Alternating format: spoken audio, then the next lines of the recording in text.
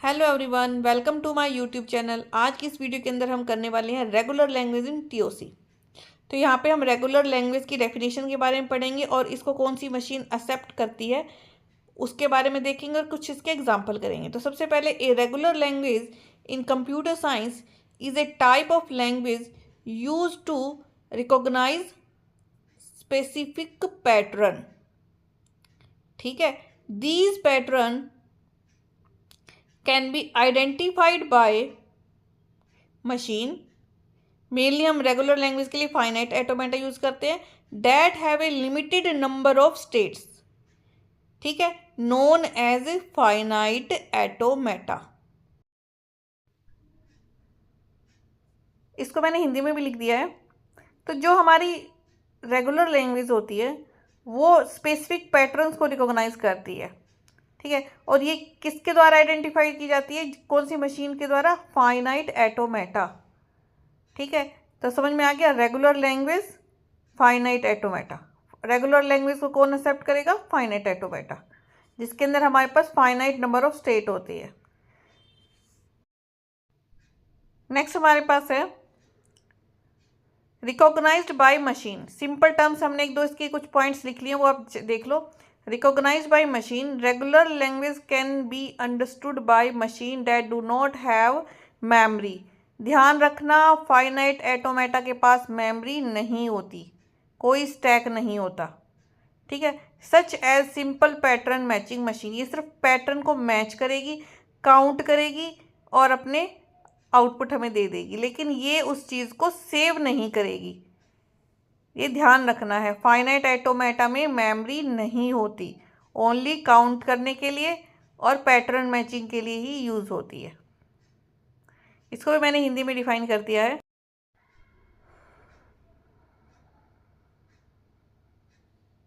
बस मशीन ने ये देखना है कि वो शब्द है वो उस पैटर्न में फिट हो रहा है या नहीं हो रहा। ठीक है, मतलब उसको सेव नहीं करेगी, वो सिर्फ उसको पैटर्न को मैच करेगी और हमारा आउटपुट आ जाएगा, लेकिन मेमोरी नहीं होती इसके अंदर, ये ध्यान रखनी है। फिर डिफाइंड बाय रूल्स, तो ये तो आपको पता है, कोई भी ग्रामर होगी तो उसके ऊपर रूल्स लगेंगे, कोई भी लैंग्वेज होगी उसके ऊपर रूल लगेंगे। You can write some rules called regular expression. तो रेगुलर लैंग्वेज के केस में जो हमारे रूल्स होंगे उनको बोला जाएगा regular expression to specify which word belong to that language. तो ये चीज़ ध्यान रखनी है कि यहाँ पे जो रूल लगने वाला है उसको हम बोलते हैं रेगुलर एक्सप्रेशन।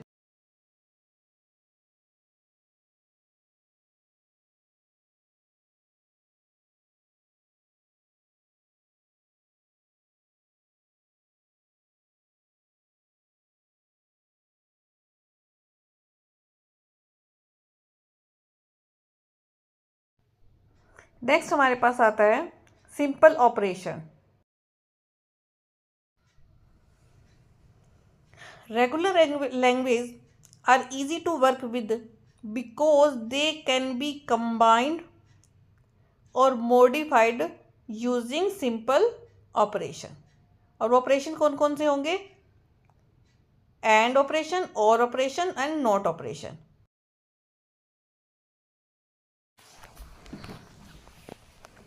अब हम इसके कुछ एग्जाम्पल डिस्कस करेंगे। देखो, वर्ड्स विद ओनली ए, मतलब जो वर्ड बनेगा उसमें सिर्फ ए आना चाहिए। If the rule is that the word can only contain the letter A, it forms a regular language. ठीक है, ये क्या बनाएगा? रेगुलर लैंग्वेज बनाएगा। एग्जाम्पल क्या हो सकता है इसका? ए, डबल ए, 3 लेंथ का ए, 4 लेंथ का ए, ऐसे इनफाइनाइट तक। फिर कहता है words with only A and B, मतलब उसमें हमारे पास क्या है? A and B. Another rule could be that the word can contain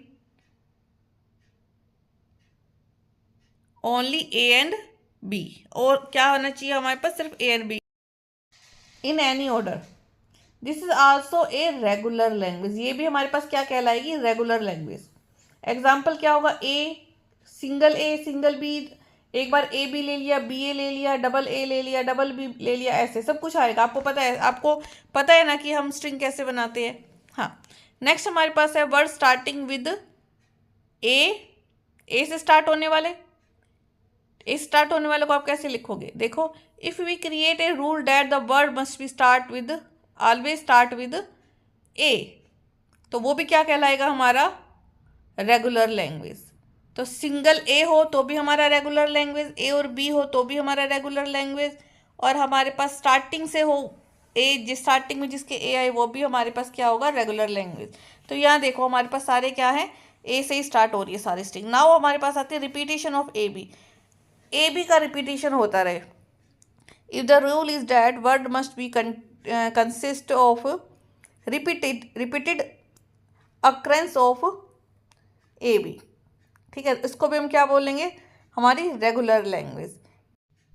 क्या है हमारे पास? A B A B A B A B A B A B, तो मतलब पहले स्ट्रिंग एक बार आएगी, फिर 2 बार, फिर 3 बार, फिर इनफाइनाइट तक।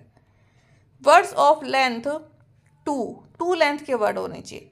अगर ये रूल है कि आपके पास सिर्फ 2 लेंथ के होनी चाहिए, तो वो भी हमारे पास क्या होगी? हमारी रेगुलर लैंग्वेज होगी। और उसमें क्या होगा? हमारे सिर्फ एग्जैक्टली 2 वर्ड्स ही होंगे। तो क्या आएगा इसका? देखो यहाँ पे हमने 2 लेंथ रखनी है बस, तो ए बी बी बी, तो ये भी हमारे पास क्या होगी? रेगुलर लैंग्वेज होगी। अब आता है एम्प्टी वर्ड। एप्सिलॉन पता है ना आपको? जीरो लेंथ की स्ट्रिंग को क्या बोलते हैं? एप्सिलॉन बोलते हैं। A rule could state that the word must be empty, no letter, ठीक है, उसमें कोई कुछ लेटर नहीं होगा, वो सिर्फ उसमें क्या होगा? एप्सिलॉन हम किसको बोलते हैं? जीरो लेंथ की स्ट्रिंग को। तो वो भी हमारे पास क्या होगी? हमारी रेगुलर लैंग्वेज।